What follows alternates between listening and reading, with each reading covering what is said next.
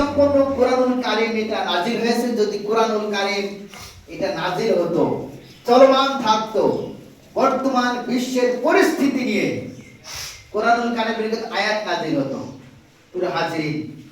কারণ কোরআনুল কারীম যখন নাজিল হলো তখন আবু লাহাব অত্যাচার চালিয়েছে, জুলুম নির্যাতন চালিয়েছে। এই জন্য আল্লাহ সুবহানাহু ওয়া তাআলা সূরা লাহাব নাজিল করলেন।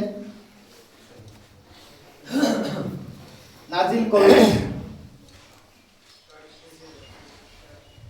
করে দিলেন তাব্বাত ইয়াদা আবি লাহাব ওয়া তাব, আবু লাহাবের দুহাত ধ্বংস হোক। এই যে আবু লাহাব, যারা ওই আবু লাহাবের কাজ যারা করেছে, এখন যারা করছে, অতীতে যারা করেছিল, ভবিষ্যতে যারা করবে, ওই চিহ্ন, ওই আলামত যদি মিশে যায় তাহলে সে কিন্তু আবু লাহাব। কারণ আবু লাহাবের ধ্বংস, আবু লাহাবের হাত দ্বারা ইসলামকে পৃথিবীতে কুলসিত করেছে, জুলুম নির্যাতন করেছে। শুধু এক আবু জেহেল নাই, তার স্ত্রী উম্মে জামিলাও ইসলামের এত পরিমাণ জুলুম নির্যাতন করেছে, প্রত্যেকটা মানুষকে অতিষ্ঠ করে তুলেছে। সেই আল্লাহ তাআলা সূরা লাহাব নাযিল করলেন। এখন যদি ওই আবু লাহাব যা করেছে, তাহলে আপনাকে বলতে আপনি কেন রাগ করেন? কারণ আবু জেহেলের গুণ আপনার মধ্যে সীমাবদ্ধ।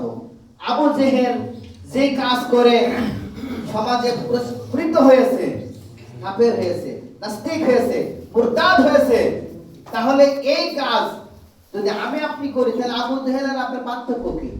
কারণ আবু জেহেল তৎকালীন সময় বুঝেছিল যে আল্লাহ রাসূল যে দাওয়াত নিয়ে এসেছে এটা সঠিক।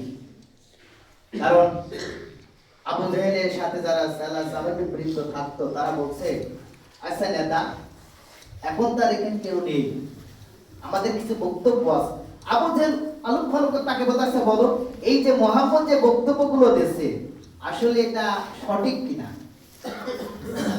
আবু জেহেল আবার তাকে বলছে, সব ঠিক, আল্লাহ রাসূল যা বলছে এটা ঠিক। যদি আজকে আমরা মেনে নিই, এই ক্ষমতার মসনদ, এই ক্ষমতার চেয়ার মুহাম্মদের হাতে চলে যাবে, তখন সে তার নেতৃত্বে এটা চালাবে। প্রিয় হাজির, এই কারণে সমস্ত মানুষ ইসলামের মধ্যে তৎকালীন সময় প্রবেশ করেছে, আবার করেনি।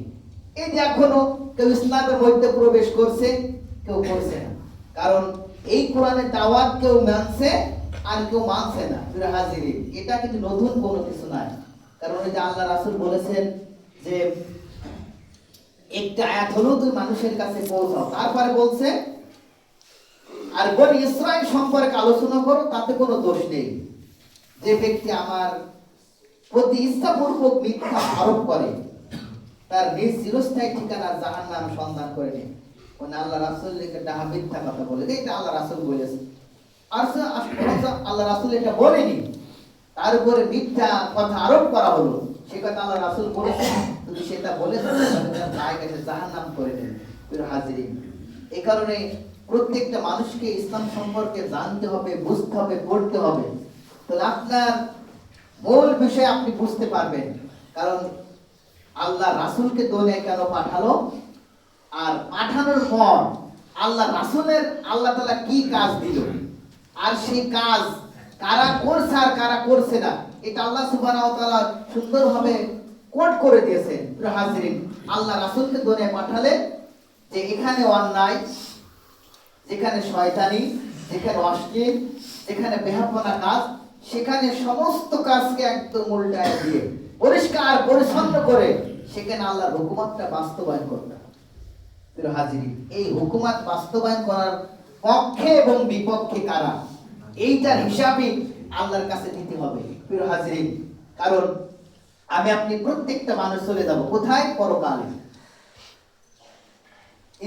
ইন্তিকাল থেকে মুন্তিকাল থেকে ইন্তিকাল, এই যে ইন্তিকাল হয়ে গেলাম, এই মারা যাওয়ার পর ইসলামের পক্ষে কারা ছিল আর বিপক্ষে কারা ছিল, এইটার সম্বন্ধে আপনাকে হিসাব নিকাশ করা হবে। কারণ যে প্রশ্নটা করা হয়, মান দিলুকা, আপনি ইসলামের পক্ষে ছিলেন না বিপক্ষে ছিলেন? দেখেছেন প্রিয় হাজিরিন, এই জায়গায় প্রত্যেকটা মানুষ কিন্তু ধরা। আপনি ইসলাম অনুযায়ী দুনিয়ায় কিছু চলবেন না, কারণ ইসলাম কি বলে 5 ওয়াক্ত নামাজ পড়তে হবে। ইসলাম